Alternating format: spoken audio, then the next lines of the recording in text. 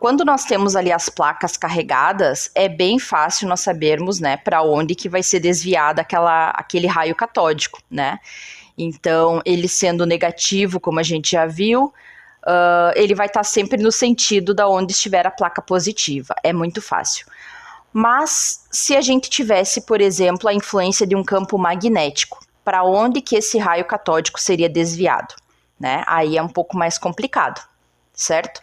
Então, é o que Thomson ele também realizou, né, para fazer a verificação correta. Será que esse raio catódico seria influenciado por campos magnéticos também? Tá? Então, o que acontece? Quando nós temos o fluxo da carga, né, como vocês veem ali, passando então por um ímã, digamos, né, que vai fazer um campo magnético, existe a possibilidade, novamente, né, daquele raio catódico ser desviado para cima ou para baixo. E como eu sei, né? Bom, aí nesse caso, nós vamos precisar utilizar, né, a regra da mão direita de Fleming. Não sei se vocês lembram dessa regra, é uma regra lá da física, né? Então, como que funciona essa regra? Ela serve, né, para nós vermos quando uma partícula carregada, ela passa por um campo magnético, né, para onde ela será desviada, qual direção, ok? Olha só. Nós vamos utilizar 3 dedos da mão direita, né? Então, peguem a mão direita de vocês, tá? Vocês vão utilizar o polegar, né? Como se fosse, digamos, Y, X, né? Com o indicador, e digamos que Z, o dedo do meio, ok? Certo. Pegam esses 3 dedos aqui, sempre da mão direita, tá? E eles 3, eles têm cada um, né, uma indicação, tá? Que está aqui. Por exemplo, eu coloquei para vocês, tá? Começando pelo dedo indicador. Então, o indicador, ele sempre vai indicar, tá, a direção do meu campo magnético, ok? Qual que é a direção do meu campo magnético? Sempre de norte para sul, tá? Então, vamos supor que a gente coloque um ímã e o polo norte está na minha direção e o polo sul na direção de vocês. Qual será a direção desse meu dedo? De mim para vocês. Então, apontando para vocês que é o sul, ok? Qual é o outro dedo, né? Então, digamos o dedo do meio. Para que ele serve? Ele vai servir para indicar a direção do fluxo da carga, tá? Para nós, qual é a carga, né? Para nós, as cargas são os raios catódicos, certo?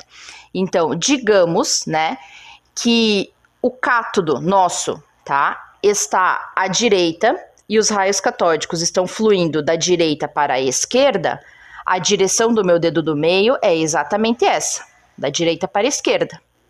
Mas, se é como os nossos exemplos anteriores, né, onde nós colocamos o cátodo no lado esquerdo, né, e o ânodo no lado direito, para onde teria que apontar o meu dedo? Para lá, certo? Porque este é o fluxo do raio catódico, que é o fluxo das minhas cargas. Então, eu teria que fazer o quê? Virar a minha mão. Então, eu continuo apontando com o indicador para vocês. Por quê? Porque é de norte para sul. Mas o fluxo das cargas está indo da esquerda para a direita, que é a direção do raio catódico. Para onde apontar o meu polegar é a direção que a carga vai ser desviada. Então, nesse caso, se o meu cátodo estivesse desse lado, né, e o meu ímã está norte aqui e sul aí, a carga, ou seja, o raio catódico, ele seria desviado ao passar pelo ímã para baixo. Agora, vamos supor, tá, que o cátodo agora está deste lado, que é a direita, né, e o ânodo na esquerda. Os raios catódicos, eles vão fluir da onde? Da direita para a esquerda. Então, o dedo do meio, que é o fluxo das cargas, vai inverter. Então, nesse caso, para onde iria o meu raio catódico? Iria para cima o desvio, certo? A mesma coisa vocês podem fazer com questão aqui da parte do ímã, né? Vamos supor que o norte fosse vocês e o sul sou eu, vocês iriam virar, né, a mão dessa forma, de norte para sul, ok? Então, ali eu coloquei o exemplinho para vocês, tá? Conforme a gente comentou. Então, o fluxo indo de norte para sul, essas cargas, né? Com o cátodo aqui, fluindo para o ânodo, né?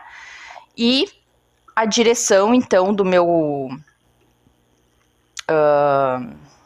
aqui é o meu fluxo de carga, né? E a minha força magnética, ou seja, para onde iria desviar, né? O meu raio catódico seria para cima. Legal, né? A questão é, tá? Quando ele fez esse experimento, né? Utilizando, então, tanto o efeito dos campos elétricos quanto magnéticos sobre os raios catódicos, né? Ele observou que esses raios, eles são influenciados por ambos os campos. Esses raios, né, eles seguem exatamente a lei do eletromagnetismo, ou seja, né, aquelas leis de Maxwell, que já se tinha mais ou menos ali por volta de 1864, então vejam que foi mais uma pessoa que contribuiu muito para esse experimento, né? Então, a partir dessas leis, né, se sabia que, de novo, que isso era uma carga, né, e era uma carga com massa, e que, no caso, seguia perfeitamente as leis, né, que deveriam ser seguidas, né, quando uma carga ela é exposta, então, a um campo elétrico e um campo magnético. Legal, né? A questão é que surgiu mais uma pergunta, né? Lembram lá do Faraday, lá no começo da história? Foi ele, né, que deu a ideia, né, ou seja, né, que concluiu que existiam íons, que eram partículas carregadas, tá? Mas essa partícula que eles estavam vendo, então, né, que formava os raios catódicos, será que não era um íon? Um íon que saía do cátodo e ia para o ânodo? Poderia ser, né, um íon negativo, um ânion. Ou será que era outra coisa, tá? Então, essa foi a grande questão.